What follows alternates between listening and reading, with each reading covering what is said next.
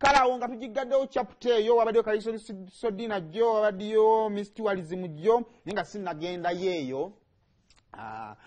ku Saturday ya weekend yali Saturday yes Saturday Sunday one of the 2 days munange tuba tuli ku social media tatwa kuifananya bya jino bali batugamba nti yafa naye balobera kukimbaganawo nulabo linga gamba omuntu nalumiriza munenga bwe yafa nogambwa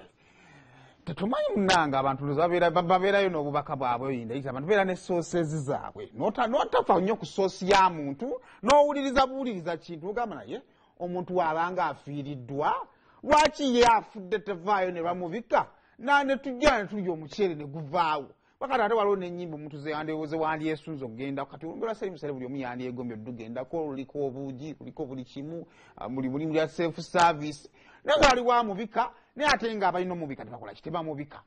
kakati ku lw'omukaaga ebifaananyi bifuluma nga bitulaga nti omukulu abadde ku mukolo gwaki bwa mwana we awe buziga kakati banye bino ebibuuzo olumu ebya social media waliwo byotasooka kupapiramuko kubanga abaana bayinza okuvuma nova ne ku social media naye kyenasooka okwagala okusooka okuzuulira ddala gw'omukolo gwabaddeyo ekyamazima gw'omukolo ebuziga ewa Salim Saleh wo waaliwo ekigambibwa okuba nti omukolo gwaliwo era ne security yali y'amaanyi ku kkubo olunaku olwo ebifaananyi ne bifuluma nga bitulaga Salim Saleh ayogera later on it was the next day ali Sunday if not Monday omukulu n'avaayo kababika n'atugamba bino baagasegase video n'ebifaanaganako bwe bityo tuba tuyingira wakayitawo ennaku nga 2-3 era omuntu addamu alabika ng'ali alina kampani gy'alambula era nga si ayogera ku kintu kimu I'm still alive ati nno ndyawo nnonze gwe mulaba singa nno kyamaanyi nnyo kyembagamba naye nja sikale ntabuddwa butabuddwa kati kiki ekituufu kye tuliko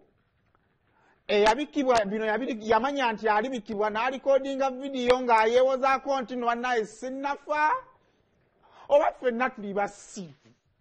waki ekyamazima tulina okusalawo tumanye we tugwa saagala abantu abagobera ku social media tubeeraawo just tulina okusalawo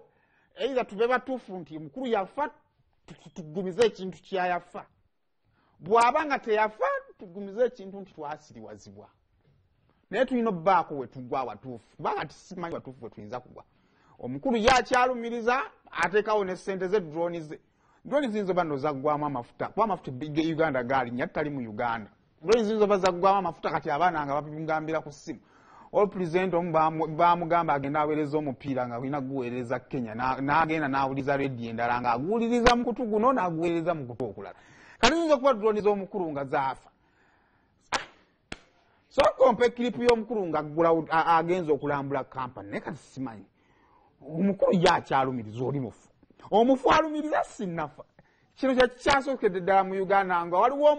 omubisi alemerako wafudde ng'omubika agamba sinnafa akati oba tukole tuki bakati tubasinkanye babiri omubisi n'omubike nabagamba nti omusajja ono Salim Saleh Yafa ng'erakoze omwezi 19 omwezi ogw'omunaana 2022 previously sinze nasooka ng'omubika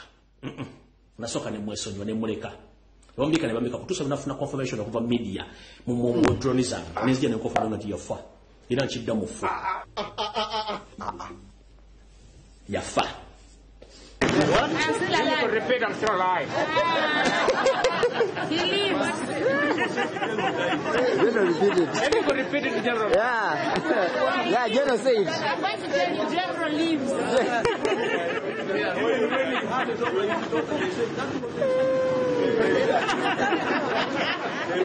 Kati abasajja n'abakazi babadde batuula okusala entoto okujja pressure bayizinze batya pressure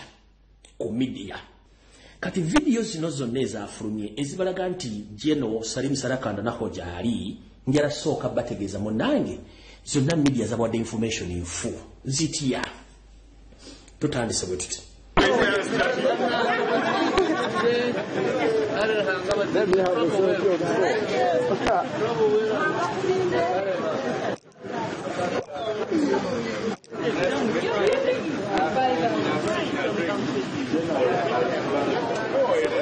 You wait and tell me.